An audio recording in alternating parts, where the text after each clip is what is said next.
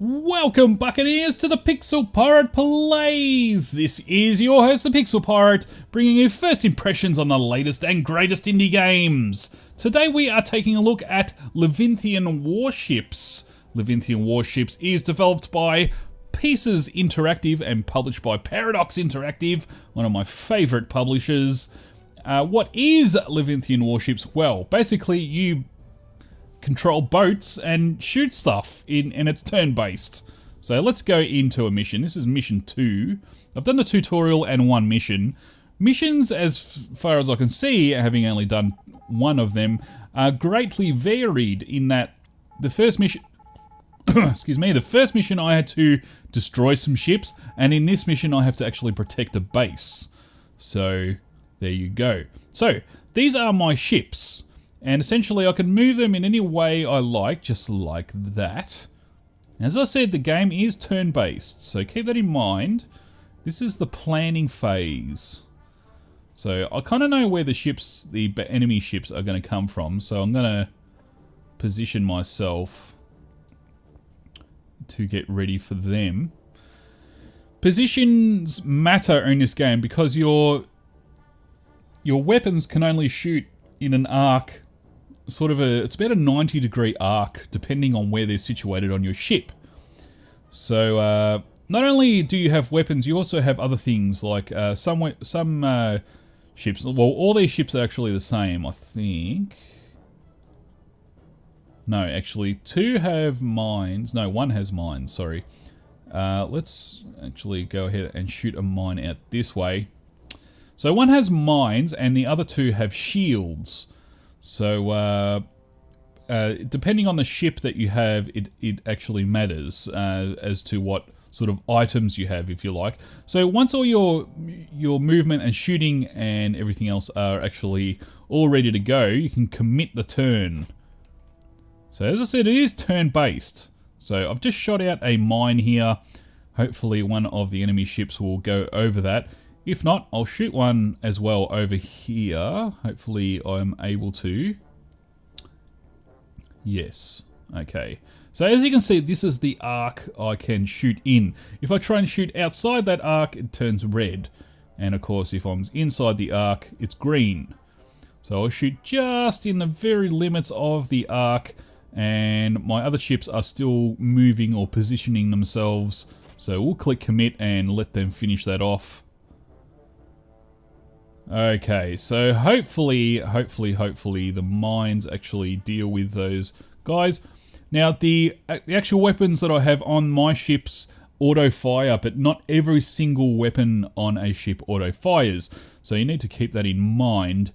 For example, missile-based weapons do not actually auto-fire. You have to manually do that. Now, to do that, all you do is select the weapon here on what's called the flower menu, and you're able to do that. Now if you make a mistake, you can actually remove it. Now as you can see, my weapon here is not actually in range. It's not in an ideal range for shooting this one, for example, or this one over here, because I'm in the wrong position. I need to be firing in front of my ship. So I'm going to place it there, and we will place the other one on this ship.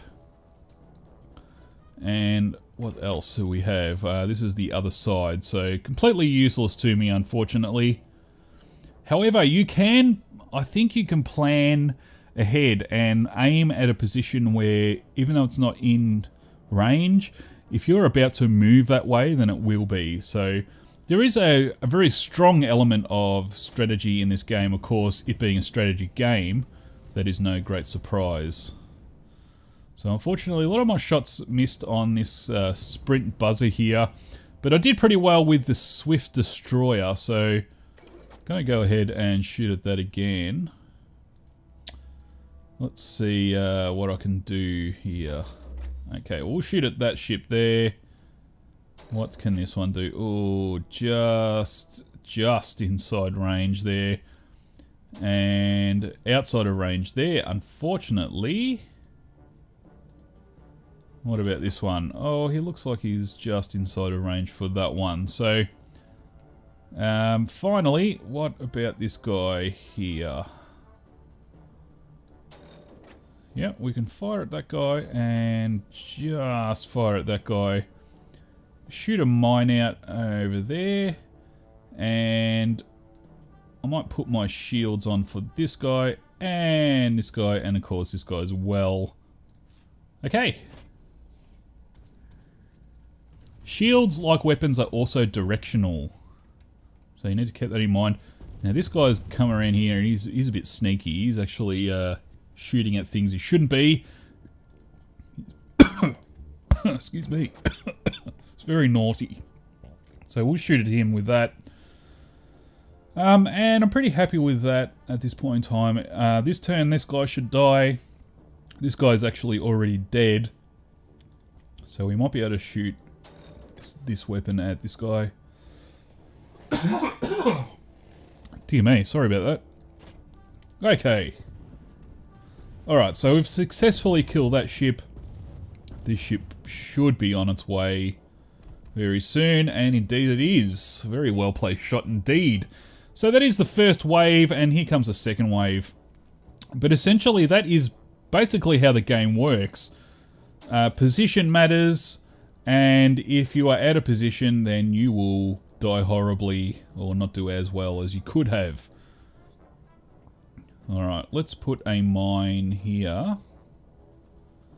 And we will... I'm out of range there, unfortunately. What about this fellow? No, he is also out of range. One criticism I have of the game is that if you decide you're out of range, you can't... It doesn't seem like you can actually exit that... the aiming. So if I place that there, of course I can remove it, but I can't just like say right click and it just removes itself, which is a bit silly in my opinion. Alright, so we've got, well, some medium place shots there, and we need to actually move now. So we're going to move over there, and we'll move this guy the same or a similar way.